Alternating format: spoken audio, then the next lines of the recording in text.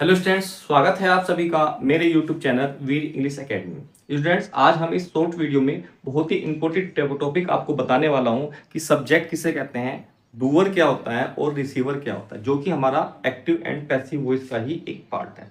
देखिए यहाँ पर मैं लिखा है सब्जेक्ट। सब्जेक्ट क्या होता है? सब्जेक्ट आपका डूअर भी होता है, सब्जेक्ट आपका रिसीवर भी होता है।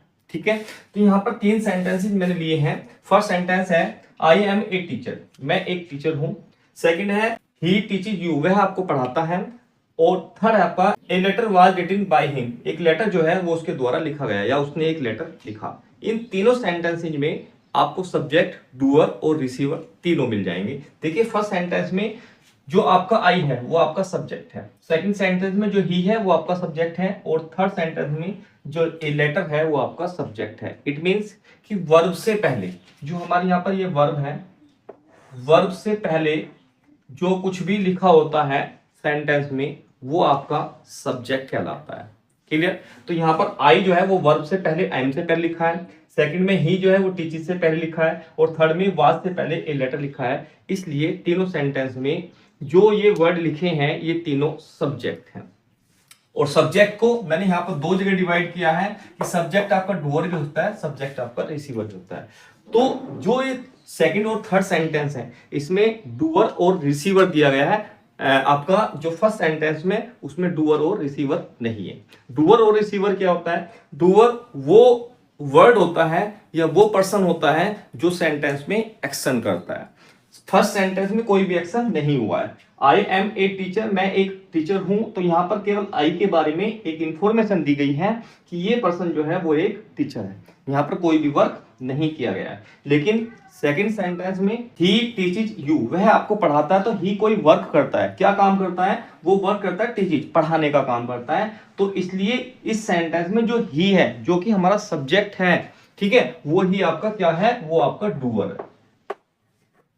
आई होप पॉइंट समझ में आया होगा कि जिस सेंटेंस में कोई एक्शन होता है, क्या होता है? एक्शन होता है, उस सेंटेंस में आपका सब्जेक्ट के साथ साथ डूअर भी होता है। जो पर्सन, जो वर्ड सेंटेंस में सब्जेक्ट है, वही पर्सन, वही वर्ड आपका डूअर भी होता है। क्लियर?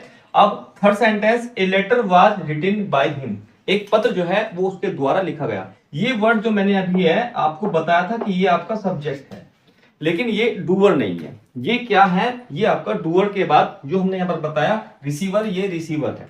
रिसीवर क्यों है? देखिए a letter was written by him, पत्र जो है वो उसके द्वारा, किसके द्वारा? इस हिम के द्वारा जो है वो पत्र लिखा गया है।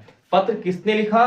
पत्र जो है हिम ने लिखा। इसलिए ये वर्ड क्या है? ये आपका डूअर है, क्योंकि काम किसने किया? एक्शन किसने किया? एक्शन किया हिम ने।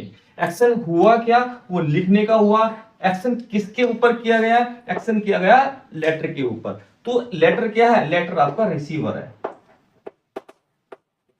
स्टूडेंट्स, सेंटेंस में यदि एक्शन हुआ है तो उस सेंटेंस में डूअर होता है। जो सेंटेंस का सब्जेक्ट होता है वो आपका डूअर भी होता है, और जो सेंटेंस का ऑब्जेक्ट होता है वो भी आपका डूअर हो सकता है।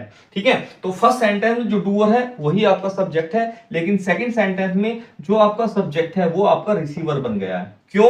क्योंकि इसने कोई भी वर्क नहीं किया है। वर्क किया है आपका हिम ने, इसलिए हिम जो है वो आपका डूअर है, और एक लेटर जो है वो आपका रिसीवर है। तो यहां पर डेफिनेशन लिखे हैं who action in the sentence, sentence में जो पर्सन एक्शन करता है वो आपका डूअर होता है।